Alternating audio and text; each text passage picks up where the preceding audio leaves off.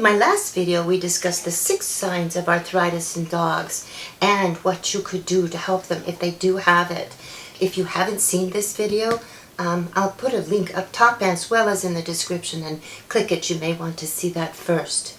But today we're going to explore some arthritis-friendly foods that can actually be added right to your dog's dinner, what you normally feed them, and they will be greatly useful for your dog for arthritis inflammation, as well as the pain that they experience when they do have it. So join me on the other side and let's get started. Hi, and welcome back to It's Not Just Dogs, the place to be if you love dogs, animals, and the planet. Oh, and if it's your first visit to us, we hope you'll push the subscribe button and join us. We love company in our pack. Bad news, your baby has arthritis. The good news, there are many natural foods and supplements that can be added to your dog's diet that are known to really help the pain dogs silently experience when they have arthritis.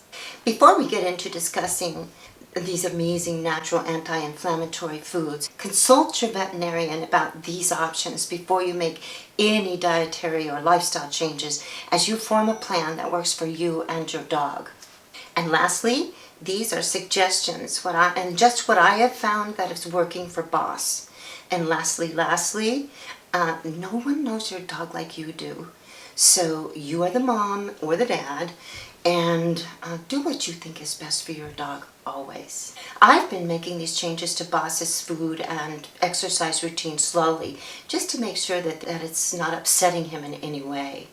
So now to the good part. First on the list is sardines. These were an easy add for me. It is well known that omega-3s help reduce inflammation as well as pain. They also help to increase mobility. They are high in protein, and I've noticed that Boss's coat is a lot shinier, so that's an added bonus. I used canned sardines myself for convenience, but be sure to get the ones that are packed in water with no salt added. Now, I know what you're going to say. What about the mercury, right?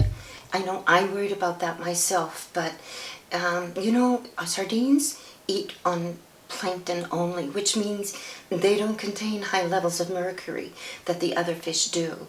So I think just to be cautious, just don't overdo it. They can add calories though, so I feed 1 or 2 a day for about every other week. It's just so that I can get through the can. I adjust his regular food slightly, just for the calories, because last thing I need is for Boss to gain weight after we've gotten him thinner so carefully. And I also get Beto 1 a day, and so that can will last me 3 to 4 days. Next, sweet potatoes. Sweet potatoes are also helpful in fighting inflammation, of course, and they are high in beta-carotene, and they contain amino acids which aid in building muscle, and that's kind of important for older dogs. Their exercise is a lot less and they sleep more, so anything like that can really help. On top of that, they're tasty, they're affordable, and you can share with your dog. Now next is celery. This one surprised me, but celery is an anti-inflammatory food, and it's low in calories. But it's also high in fiber, amino acids, calcium, vitamins, and they all help to keep bones and joints strong. But for me, and the big and most important thing for celery was that it helps to move uric acid out of the body. And that made it worth trying for me, because uric acid is a major contribution to dogs with arthritis. And I worried about it being a choking hazard too, because it's kind of stringy, as we all know, when you chew on them. And worse than that, Boss hated it. He looked at it like, is this supposed to be food?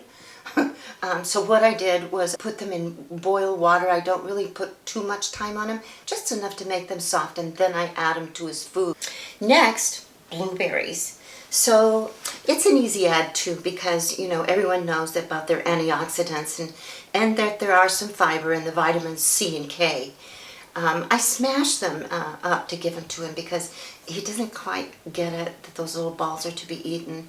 So I think he enjoys it more just smashed up. You can also pump them in your blender if you prefer, but it's wonderful for dogs and us. Number 5 is turmeric. Now, this is an amazing herb. My bag, on the bag, it says the golden spice of life. And, you know, I believe that to be true. It's good for so many things. And it has the curcumin, I think it's called, curcumin. That is the ingredient in turmeric that gives it its antibacterial, antifungal, antibacterial, antioxidant, and anti-inflammatory properties. And there's even more to it than that. But this can play a huge role in strengthening your dog's immune system. And it also it's helpful for pain relief as well. The next one is number 6, which is coconut oil. Now, I've been a big fan of coconut oil for a long time. I've added it to the dog's food. I use it on my face. I eat it. I put it everywhere. So it's my WD-40 for herbs. I love coconut oil. This stuff is supposed to be good for everything, from inflammation to soothing cracked paws and pads of the dog's feet, their skin, their coat, and even brain function.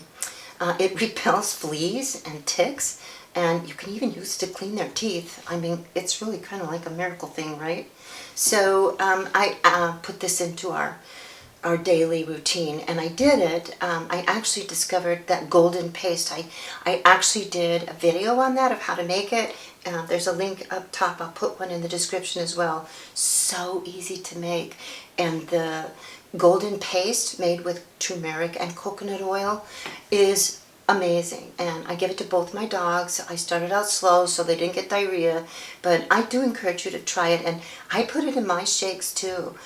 In the morning. It's supposed to be wonderful for inflammation, lots of things, brain function, you name it. All this little paste together is like a powerful vitamin every day, and Boss loves it. He'll eat it right out of the spoon. Well, like I said, I added it slowly, but the recommended dosage, pretty much consistently all over the internet, I found this to be so, that a small dog, you should try to work up to 1/4 teaspoon a day. Medium dog, 1/2 teaspoon. Large dog, 3/4. And giant dog, like Boss, 1 teaspoon a day. Start off slowly, because I actually gave it to my daughter's older dog, and he got a little diarrhea, so be careful. Add it slowly. She really appreciated it. I was dog sitting. Anyway, Boss loves it, and he's had no diarrhea or tummy issues at all. And Bito, he'll eat anything as long as it's not a fruit or a vegetable. Sounds like a kid, right? So it's been a little over a month now, and I'm pleased to tell you that I honestly do think it's helping Boss. He seems to be getting up better. A lot of these symptoms are lessening, if not some have gone away.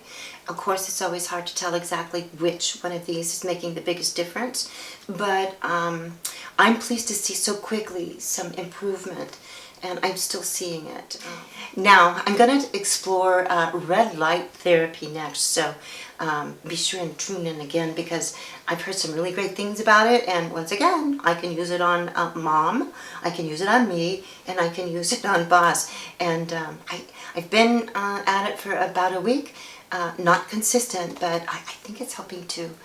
It feels really good. It's supposed to really get in deep, so come on over and see us next week so that we can show you what we think, and I'll show you what I bought in the way of red light therapy. Okay, that's really it. I hope you enjoyed this video, and I hope you had as much fun as I did. I will see you next time. Don't forget to subscribe. We love company, as you know. Bye.